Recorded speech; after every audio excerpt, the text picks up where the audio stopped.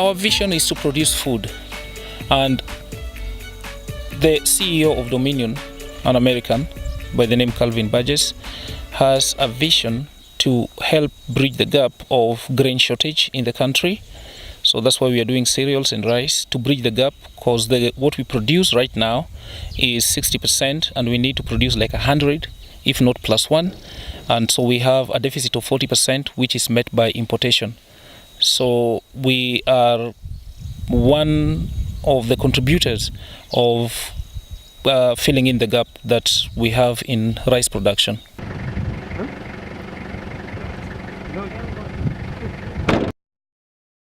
Definitely there are challenges, and I wouldn't say that the government is not doing anything. I'd like to start by highlighting what the government is doing. We have a pest that attacks rice at milk stage and even soft dough stage of production, that is at reproduction stage of growth, and the pest is called Quelea quelea. It's a bad pest. They travel in millions, they multiply very fast, and that these birds can literally destroy the whole crop. So the government came in, they provide us with the airplane, they buy the herbicide, and they come and spray the birds on the major roosting sites in the western region, including eastern Uganda and the Kerio Valley and any other major roosting sites, and this normally reduce the bird populations to manageable levels. But on farm, the number that remains, which are not killed at the major roosting sites, we control at farm level, and we always employ women to do that as bird scarers. Yeah, so I commend the government for taking concrete steps to reduce Quelea quelea, and that's a very good policy, because that one is also helping us cut down on our costs if we had to do that by ourselves. The other policy issues, normally what governments would do in order to make the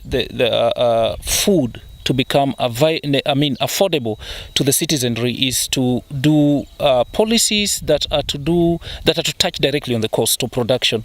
And we have subsidies that can be done, and we have tax reliefs. For example, the government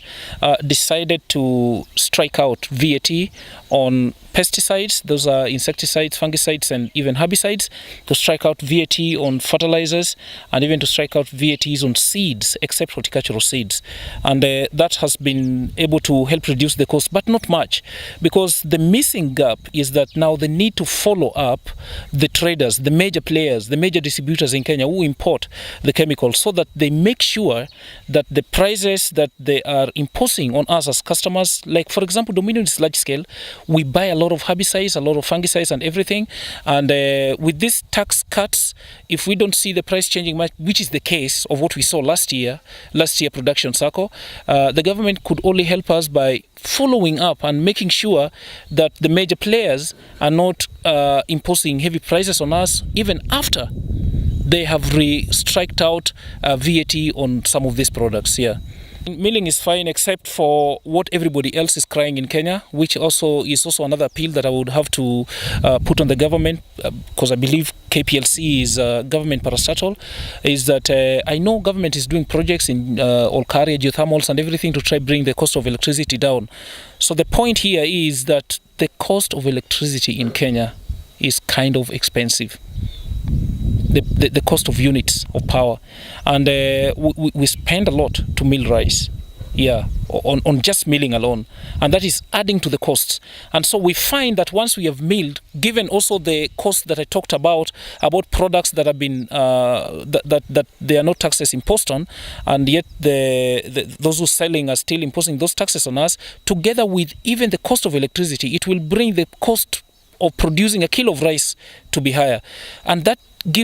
puts us at a disadvantage when we try to sell, because the rice which is being imported with the government subsidies in Pakistan and everywhere come into our market and they're cheaper, and so we don't sell much. So these are policies that need to be changed, because it is hurting local business, local investors. Like for example, Dominion is an investor business, and it feels like the cost of production is high in Kenya, and the government policies, though they say that they've struck out taxes on this and that, those who sell those goods still don't change the prices much, and it is making us to be less competitive, because our we can't price our rice less than the cost of production. It has to be above so that you make something. But when you price it at the pricing we are giving per kilo, you find it's not competitive with what is coming from outside. So that's what we pray that the government will have to rectify, to encourage or to spur investment within the country.